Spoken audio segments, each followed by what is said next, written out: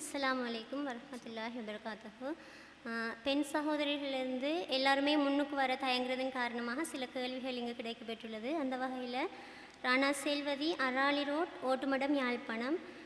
அந்த சகோதரியினுடைய வினாக்கள் 4 உள்ளது. முதலாவது வினா, உங்களுடைய பெண்கள் ஏன் தலைகளை மறைத்து மூக்காடு போடுகின்றார்கள்? இரண்டாவது வினா, பெண்கள் ஏன் பள்ளிவாசலுக்கு செல்வது கூடாது? மூன்றாவது வினா, நாய் ஏன் வளர்க்கக்கூடாது? நான்காவது வினா, முஸ்லிமான ஆண்கள் ஏன் ஒன்றிற்கு மேற்பட்ட திருமணங்களை முடிக்கின்றார்கள்? 4 கேள்விகள் பெண்கள் தரப்பிலிருந்து வந்திருக்குது. அவர்கள் முன்னால் கேட்க கூச்சப்பட்டதினால், தயக்கப்பட்டதினால் எமது சகோதரி ஒருவர் அவர்களுடைய சார்பாக அந்த கேள்வியை வைத்திருக்கிறார்கள். அதில் ஒன்று, பெண்கள் ஏன், முஸ்லீம் பெண்கள் ஏன் தலையை மறைக்க வேண்டும் என்பது கேள்வி. இதற்கு இஸ்லாத்தினுடைய ஆடை கட்டுப்பாடு தொடர்பில் நாம் சில விஷயங்களை தெரிந்து கொள்ள வேண்டும்.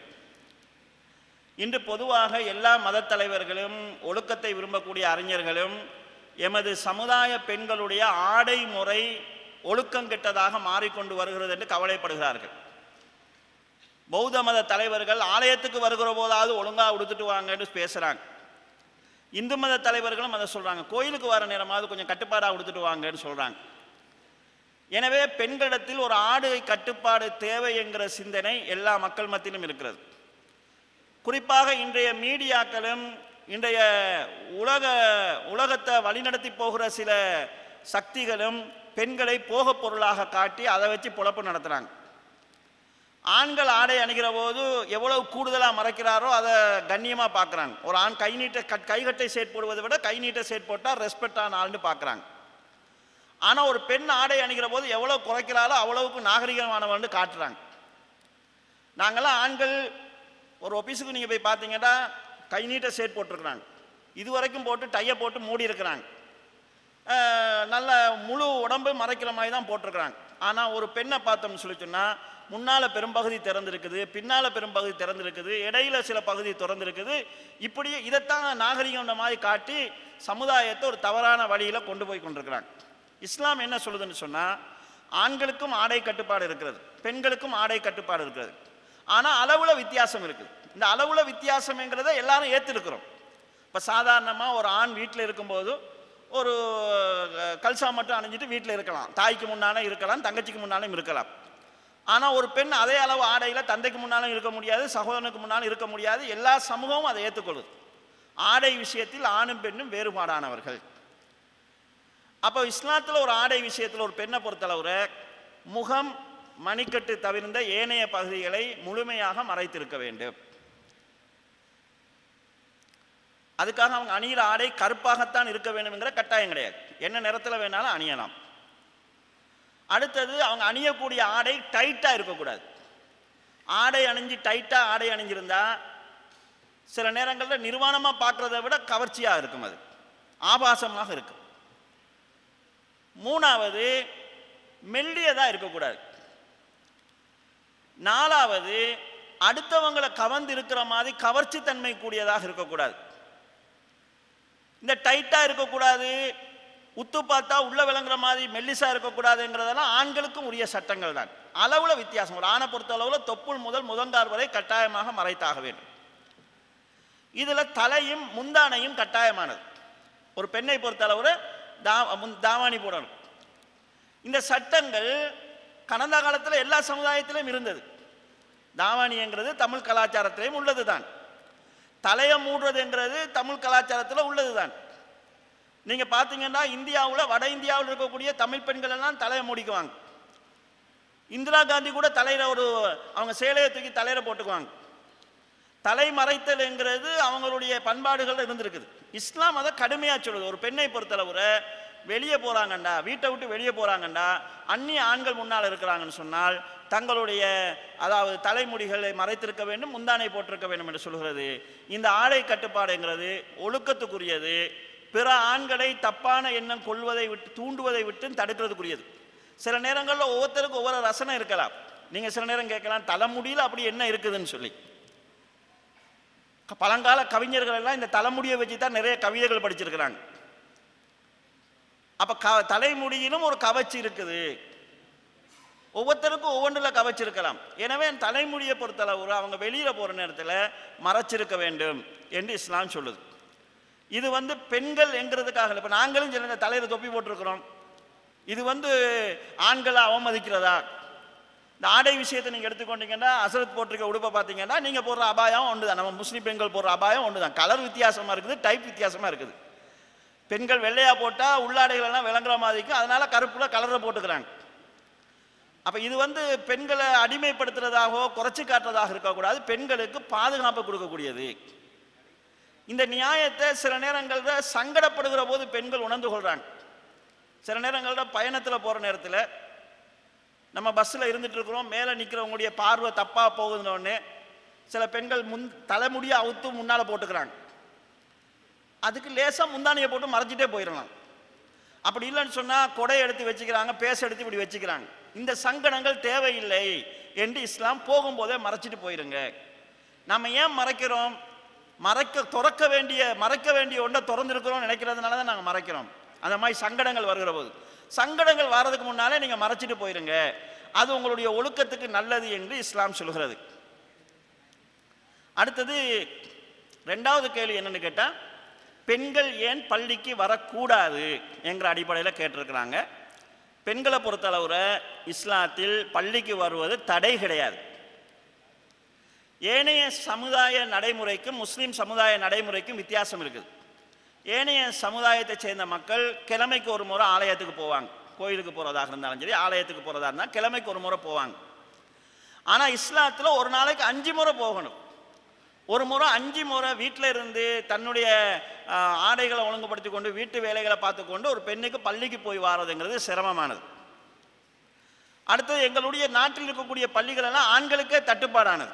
நீங்கள் பல பள்ளிகளை போய் பார்க்கலாம், வெள்ளிக்கிழமை ஜும்மா நேரத்தில் ஆண்களே வெளியே நின்று தொழுவாங்க.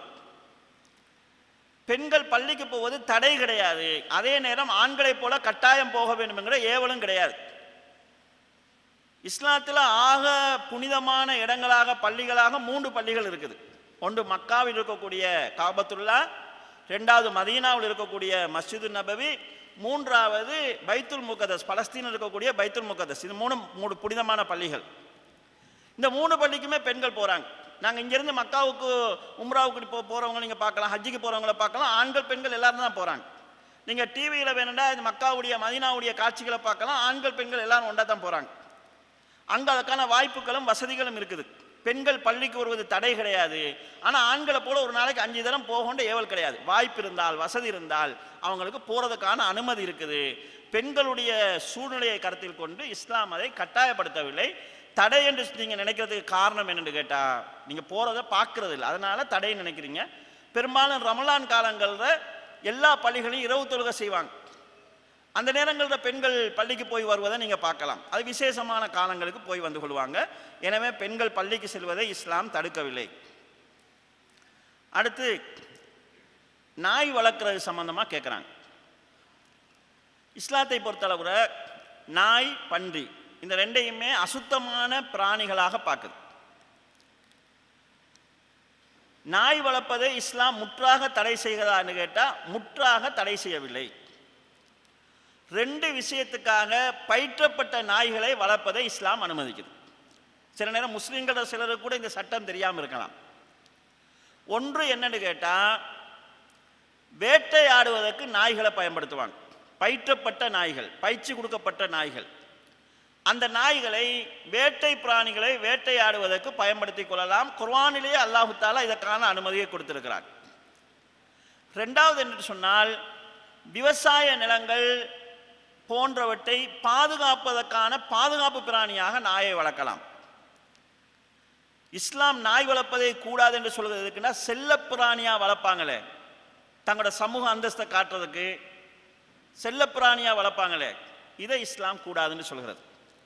வீட்டுக்குள்ள வச்சு வளர்ப்பாங்களே, அதை இஸ்லாம் கூடாதுன்னு சொல்லுது. நம்ம பயிற்சி கொடுக்கப்பட்ட நாயாக இருந்தாலும், ஆட்டு மந்தைகளை விவசாய நிலங்களை பாதுகாக்கிறதுக்கு வளர்க்குற நாயாக இருந்தாலும் வீட்டுக்குள்ள வரைக்கும் கொண்டு வரக்கூடாது.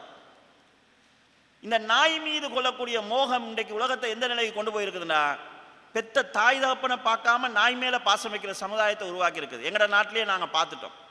தந்தையை கொண்டு வந்து நாய்க்கூட்டில் போட்டுட்டு நாயை கொண்டு வந்து கட்டிலில் போட்டு வளர்த்த நிலையை நாங்கள் பார்க்குறோம்.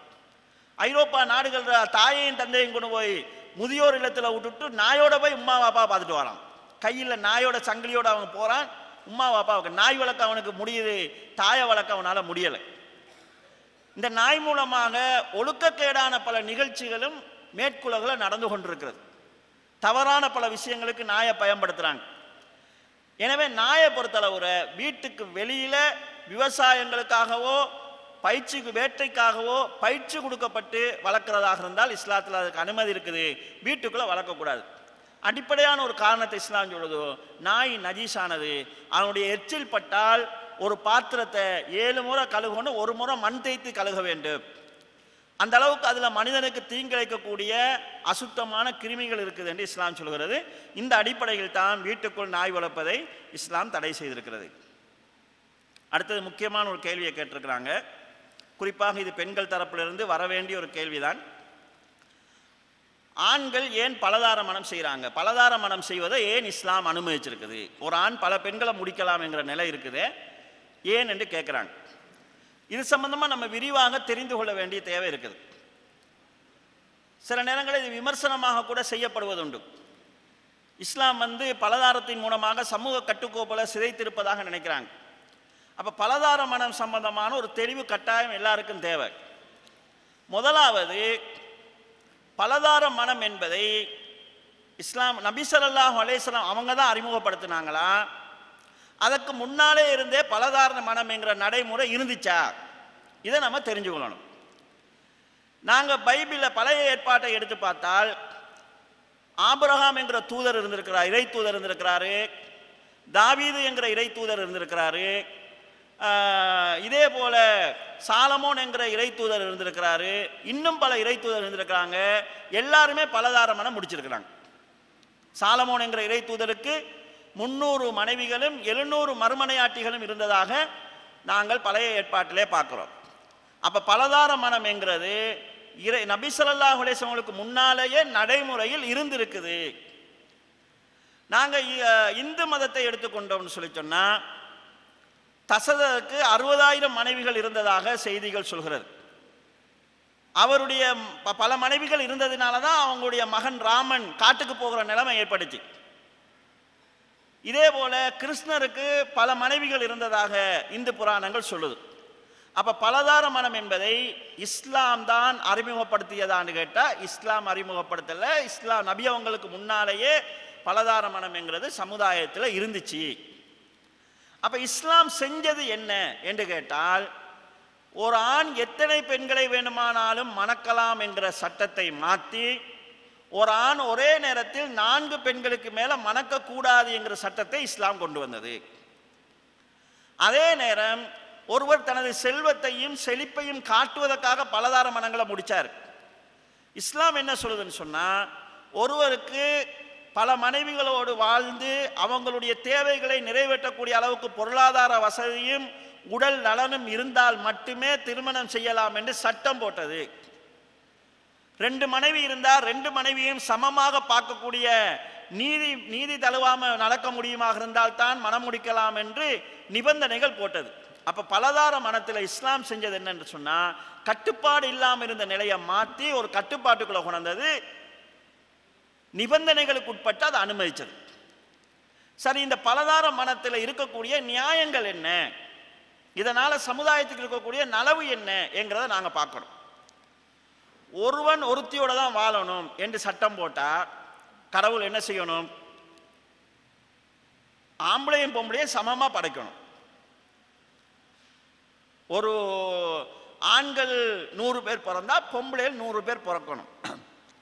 ஆனால் உலக நிலைமை எடுத்து பார்த்தோன்னு சொன்னால், பிறப்புல ஆண்கள் பெண்கள் விகிதாசாரத்தை எடுத்து பார்த்தோன்னு சொன்னால், இந்தியா சீனா தவிர்ந்த பல நாடுகளில் ஆண்களை விட பெண்கள் தான் அதிகமாக பிறக்கிறாங்க. இதுக்கு நம்ம என்ன செய்யறது? அதிகமாக பிறந்த பெண்களை கொல்லணும், இல்லாட்டி பிறக்க விடாமல் தடுக்கணும்.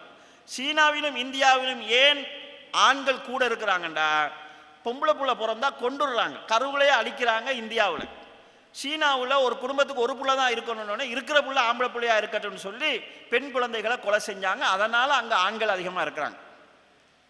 அப்போ பிறப்பு அடிப்படை எடுத்து பார்த்தா ஆம்பளை பொம்பளை வித்தியாசம் இருக்குது. அப்போ வித்தியாசமான ஒரு சட்டம் தேவை. சரி, இறப்பை எடுத்துக்கொண்டோம்னு சொன்னால் ஆண்கள் அதிகமாக இறக்குறாங்களா விரைவாக இறக்குறாங்களா பெண்கள் விரைவாக இறக்குறாங்களான்னு கேட்டால் ஆண்கள் அவசரமாக போயிடுறாங்க. பெரும்பாலும் நல்லவங்களை கடவுள் கொஞ்சம் அவசரமாக எடுத்துருவார் போல இருக்குது. ஆண்களை விட பெண்கள் கொஞ்சம் நீண்ட ஆயுசு வாழ்கிறாங்க. நான் அது விளையாட்டுக்கு சொன்னேன். பெண்கள் இருந்தால் தான் தன் பிள்ளைகளை வளர்த்த மாதிரி பேர பிள்ளைகளையும் வளர்க்குறதுக்கு வாய்ப்பாக இருக்குன்னு இறைவன் அவர்களுக்கு ஆயுளை கூட்டி கொடுத்துருக்கிறாங்க. அப்போ ஆண்கள் விரைவாக மரணிக்கிறாங்க, பெண்கள் கொஞ்சம் நீண்ட காலம் வாழ்கிறாங்க. அப்போ பெரும்பாலும் சமுதாயத்தில் கணவனை இழந்த பெண்களுடைய எண்ணிக்கை அதிகமாக இருக்குது. மனைவியை இழந்த கணவர்களுடைய எண்ணிக்கை குறைவு. அப்படியே இழந்தாலும் 1 மாதம் 2 மாதத்தில் இன்னொரு மனைவி அவங்க தேடிக்குவாங்க. அப்போ பெண்கள் மிக நீண்ட காலம் வாழ்கிறாங்க, ஆண்களுடைய எண்ணிக்கை அதனால் குறையுது. இறப்புக்கான காரணங்களை எடுத்துக்கொண்டால் விபத்து, யுத்தம், இது போன்ற மரணங்கள் ஆண்களை விட பெண்களை கூட என்று நாங்கள் பார்த்தா ஆண்கள் அதிகமாக மரணிக்கிறாங்க. அப்போ ஆண்களுடைய எண்ணிக்கையை விட பெண்களுடைய எண்ணிக்கை அதிகரித்திருக்குது. இது இலங்கையிலும் இருக்குது. சும்மா 18 லட்சம் அளவுக்கு பெண்கள் அதிகமாக இருக்கிறாங்க ஆண்களை விட. அமெரிக்காவை எடுத்துக்கொண்டால் லட்சக்கணக்கான எண்ணிக்கை கூடிக்கொண்டு போகுது. அப்போ அதிகமான பெண்களும் குறைந்த ஆண்களும் இருந்தால் என்ன செய்கிறது? ஒரு சட்டம் சொல்லலாம், இருக்கிற ஆண்கள் கல்யாணம் முடிச்சு மிஞ்ச போகிற பெண்கள் எல்லாம் கல்யாணம் முடிக்காமல் ஆசையை அடக்கி கொண்டு இருங்கன்னு சொல்லலாம். நல்லவங்க கொஞ்சம் பேர் அப்படி இருக்கலாம், எல்லாராலையும் அப்படி இருக்கலாது. அப்படி இல்லைன்னு சொன்னால் மேற்குலக நாடுகள் மாதிரி அவங்கள பொது சொத்தை ஆக்கிடலாம். அவங்க யாரோட வேணாலும் போகலாம் வரலான்னு சொல்லிடலாம். அது ஒழுக்கத்துக்கு கேடானது. இஸ்லாம் என்ன சொல்லுதுண்டா, கொஞ்சம் பேராவது வாய்ப்புள்ளவங்களாவது பலதார மனம் முடிங்க, கணவனை இழந்த மனைவி விதவைகளுக்கு வாழ்க்கை கொடுங்க என்று சொல்கிறது. இது பெண்களுக்கு எதிரானது இல்லை, பெண்களுக்கு ஆதரவானது. இன்னொரு நிலையை பாருங்க, ஒரு பெண்ணோட தான் வாழணும்னு சொல்றவங்க 2வது கல்யாணம் முடிக்க மாட்டாங்க. ஆனால் சட்டபூர்வம் இல்லாமல் செட்டப்பாக வச்சுக்குவாங்க. அதாவது சின்ன வீடாக வச்சுக்குவாங்க. அந்த சின்ன வீடு என்கிறது முதல் மனைவிக்கு பாதிப்பாக தெரியுது. சின்ன வீடும் ஒரு பெண்ணுங்கிற காரணத்தால் நீங்கள் பார்த்தீங்கன்னா அந்த பெண்ணுக்குரிய உரிமை கொடுக்கப்படுறது கிடையாது. அதுக்கு பிறக்கிற பிள்ளைக்கு தந்தை என்கிற உரிமை கொடுக்கப்படுவது கிடையாது. சொத்துல பங்கு கிடைக்காது. அப்படி பார்த்தா பலதார மனத்தை அனுமதிப்பது தான் பெண்களுடைய உரிமையை பாதுகாக்குது. முதல் மனைவி மட்டுமல்ல பெண், 2வது மனைவியும் பெண் தான். எனவே உலகத்தில் பலதார மனம் என்கிறது பெண்களுடைய தேவையை நிறைவு செய்வதற்கு அவசியமானது. ஆனால் இன்றைக்கு உலகம் தவறான ஒரு வழியில் மக்களை கொண்டு போகுது. இலங்கையிலும் அதற்கான முயற்சிகள் நடந்திருக்குது. என்னன்னு கேட்டால் இந்த ஆண்கள் பெண்கள் வித்தியாசமெல்லாம் வருகுது, சனத்தொகை கூடிட்டு இருக்குது.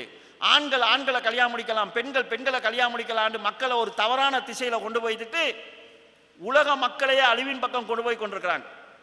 இன்றைக்கு ஐரோப்பா நாடுகளில் பெண்ணும் பெண்ணும் சோடியாக இருக்கிறாங்க, ஆணும் ஆணும் சோடியாக இருக்கிறாங்க.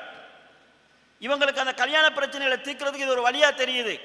ஆனால் ஒரு 30 வருஷம் 40 வருஷம் போனால் பிள்ளை இல்லாத பிரச்சனையை பார்ப்பாங்க. அப்போதான் ஆணும் ஆணும் வாழ்ந்துட்டு பெண்ணும் பெண்ணும் வாழ்ந்துட்டு சமுதாயத்துக்கு குழந்தை கிடைக்காது.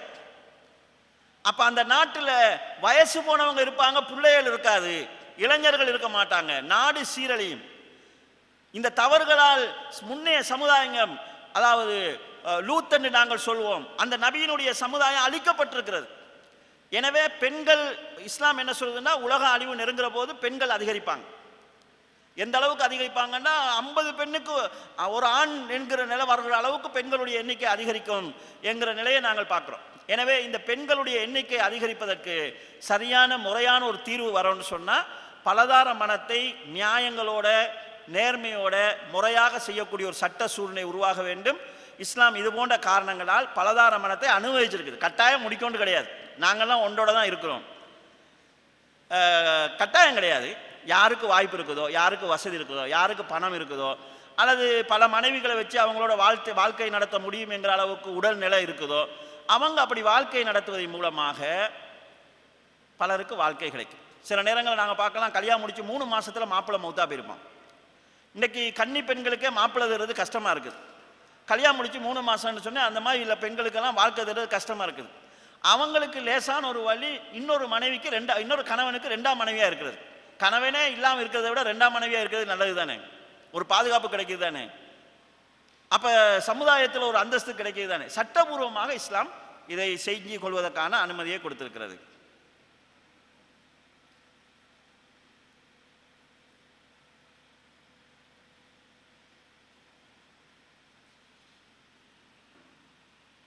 கொஞ்சம் கேள்வி சொல்லுங்க.